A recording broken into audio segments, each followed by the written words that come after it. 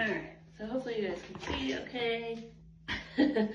What I did was I filled up a bucket halfway with water, and I have this sponge, and I'm going to get it all wet and squeeze it out a little bit, and then going over these spots that I filled in, and it's going to take a little bit of work.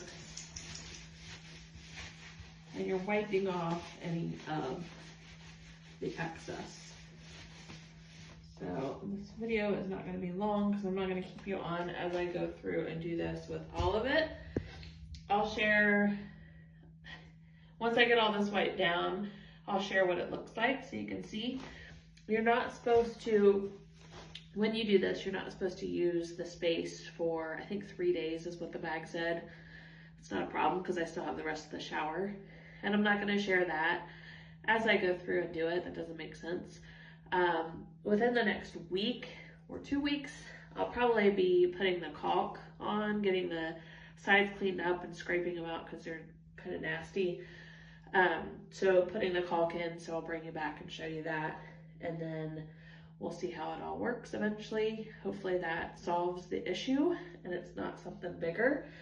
The other thing I wanted to remind you of is to make sure that you have a vacuum cleaner handy. I have a whole bunch of like the scrap pieces. I don't want them to go down the drain, and I probably should have covered the drain. I mean, it wasn't close enough here, but I'll cover the drain the next few times. But have a vacuum cleaner handy so you can vacuum out some of those pieces, because that'll help too with all the dust and the nastiness. And but that's it. So I'm gonna do the rest of this. I'll show you here, and it's gonna be a few minutes, but for you it's gonna be seconds. So here it is. I need to clean that gunk off, but here it is. Let's get a little closer. I'm gonna show you. I don't see any places where it feels like there's any gaps or anything. So one other thing I wanted to share before I go is make sure that the bucket that you did your sponge and all your stuff to wipe down the wall, that you dump it outside. Don't dump it down the drain.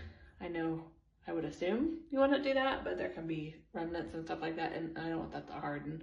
So I take it out and put it near the concrete and dump it. So stay tuned. I'll share more when I get the rest of the grout all done, get that stuff scraped, and show you putting on the caulk, and then cross our fingers that this is going to work. And I think because of how easy this is, not right away, but I'll probably do our other bathroom if this ends up working so that we can use the shower again. It's the same exact tile and everything, and I feel like there's some missing grout within there. So that could really help, especially because our house is, I think it's over 20 years old. No, it's over 25 years old, I want to say. So making sure that that is all done. So stay tuned, and let me know if you've ever done a project like this on your own. I know some people have, and some people have never thought to do this. I'm one of those people that if I can watch some videos or kind of figure it out hands-on myself, then I will try it if I can save some money, because this could be a lot of money. And thank you to any one of you out there who actually do this for a living, because I don't think I could do this for a living. This is hard work, and it takes time. It's going to take a lot of time and a lot of steps to go through. So thank you to you.